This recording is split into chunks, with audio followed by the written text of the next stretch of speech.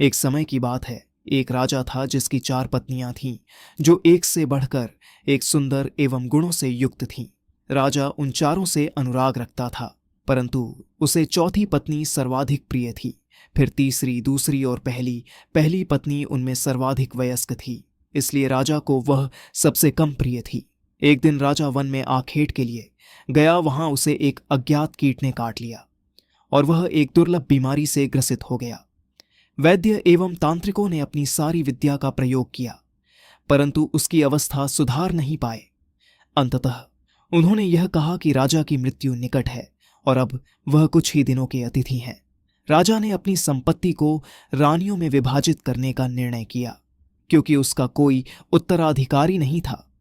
परंतु सामान्य रूप से विभाजन करने की जगह कौन सी रानी उसे कितना प्रेम करती है, इस आधार पर संपत्ति को बांटने का निर्णय किया।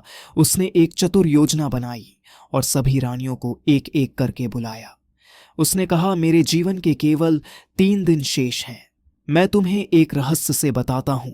बहुत पहले मुझे एक साधु ने एक शक्तिशाली यंत्र दिया था, जिससे मुझे स्वर्ग की प्राप्ति होगी यदि मैं साथ में एक और व्यक्ति को ले जाऊं, परंतु इससे पहले कि स्वर्ग में प्रवेश करें हमें दारुण यंत्रणा सहन करनी होगी और नरक में 7 वर्ष व्यतीत करने होंगे।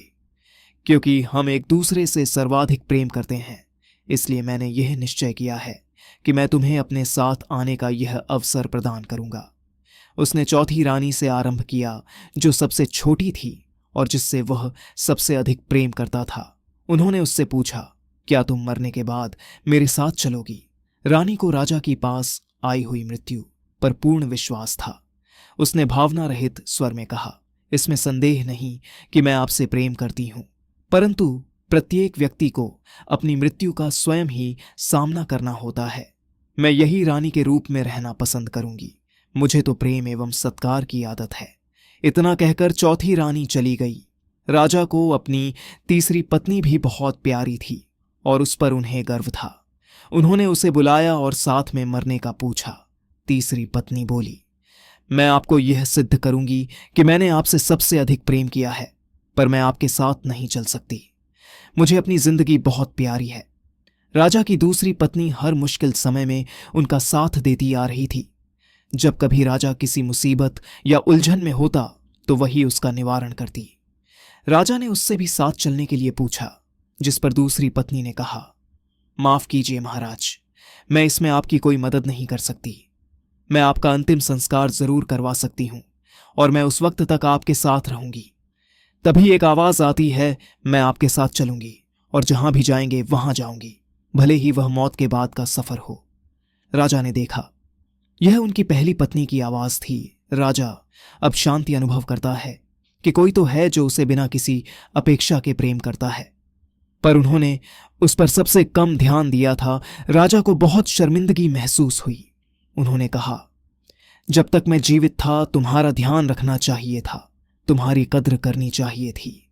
उन्होंने पहली पत्नी से माफी मांगी। दोस्तों, वास्तव में यह कथा आपकी, हमारी और प्रत्येक मनुष्य की है। हर व्यक्ति की 4 पत्नियां होती हैं। चौथी पत्नी है हमारा शरीर। हम इसे खूब सजाते हैं, गहने पहनाते हैं, अच्छे कपड़े पहनाते हैं, पर आखिर में यह हमारा साथ छोड़ देती है। हमारी तीसरी पत्नी होती है धन संपत्ति। हम जीवन का बहुत सारा समय घर को साजो सामान से भरने में लगा देते हैं, वह भी हमारे साथ नहीं चल सकती। दूसरी पत्नी है हमारा परिवार और दोस्त। वह हमारा हर सुख दुख में साथ देते हैं, लेकिन ज्यादा से ज्यादा वह हमारे आखिरी समय में हमें अलविदा कहने आ सकते हैं, पर साथ में नहीं चल सकते। अब सोचिए, चौथी रानी कौन होगी जो हमेशा हमारे साथ जाएगी, पर जिसको हम कभी महत्व नहीं देते। वह रानी है सद्भावना और निस्वार्थ भाव से किए गए पुण्य कर्म। यही वह पत्नी है जो मरने के बाद भी हमारा साथ नहीं छोड़ती, सदा साथ जुड़ी रहती है। मनुष्य के कर्म ही है जो मृत्यु के बाद भी उसके साथ जाते हैं।